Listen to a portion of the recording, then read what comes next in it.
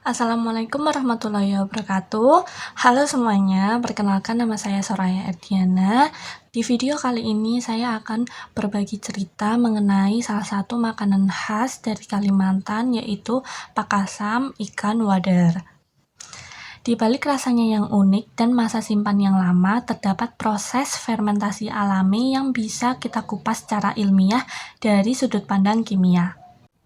Proses pembuatan pakasam ini dimulai dari ikan wadar yang segar, digarami, kemudian ditaburkan beras goreng yang sudah dihaluskan, lalu didiamkan selama 1 hingga 2 hari, kemudian digoreng. Saat didiamkan pada hari pertama itu belum terasa masam, sedangkan pada hari kedua mulai muncul rasa asamnya. Secara ilmiah, proses fermentasi ini terjadi karena adanya bakteri asam laktat yang secara spontan memanfaatkan sisa pati dari beras goreng sebagai sumber energi. Bakteri tersebut memfermentasi karbohidrat menjadi asam laktat, menurunkan pH, dan menciptakan lingkungan asam yang menghambat mikroba pembusuk. Bahan seperti nasi, kara, ataupun nasi aking dapat meningkatkan populasi bakteri asam laktat. Hal ini membuktikan bahwa karbohidrat yang kering pun bisa mendukung proses fermentasi, asalkan ada kelembapan yang cukup dari ikan. Namun, proses fermentasi seperti pakasam sangat rentan jika tidak dilakukan dengan standar kebersihan yang baik. Nah, apa saja yang terjadi jika prosesnya tidak higienis? Yang pertama, itu munculnya senyawa histamin. Nah, histamin ini itu berasal dari degradasi asam amino histidin pada ikan oleh bakteri pembusuk. Biasanya dapat menyebabkan gejala mual, ruam, ataupun pusing. Yang kedua, terdapat senyawa putresin dan kadaverin yang merupakan hasil pembusukan dari protein. Biasanya menyebabkan bau busuk dan dapat memperparah keracunan ringan. Yang ketiga, aflatoksin. Jika beras disimpan dalam kondisi lembab sebelum digoreng, maka akan terkontaminasi oleh kapang Aspergillus flavus yang bersifat karsinogenik dan sangat berbahaya. Yang keempat, timbul logam berat dari garam krosok. Jika tidak disaring, bisa mengandung arsenik atau timbal yang beresiko menyebabkan kerusakan organ secara kronis. Dalam proses pembuatan pakasam, khususnya pada penggaraman, itu digunakan garam krosok, bukan garam dapur. Nah, kenapa bukan garam dapur?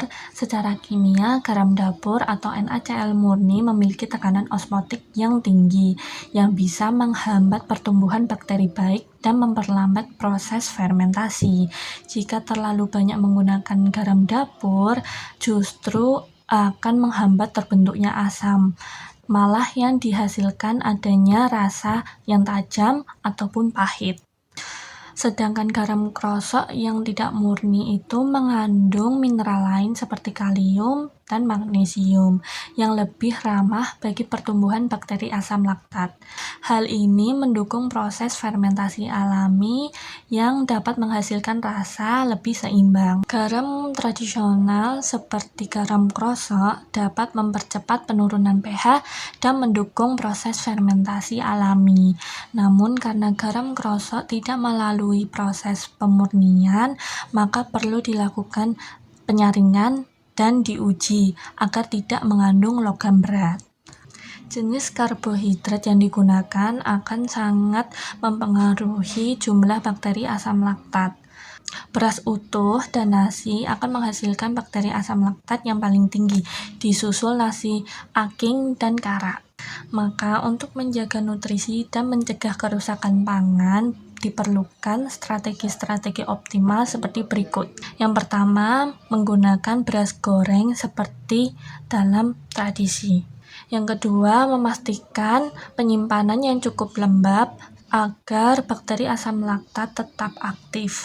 Yang ketiga, simpan hingga 1-2 hari agar rasanya tidak terlalu masam.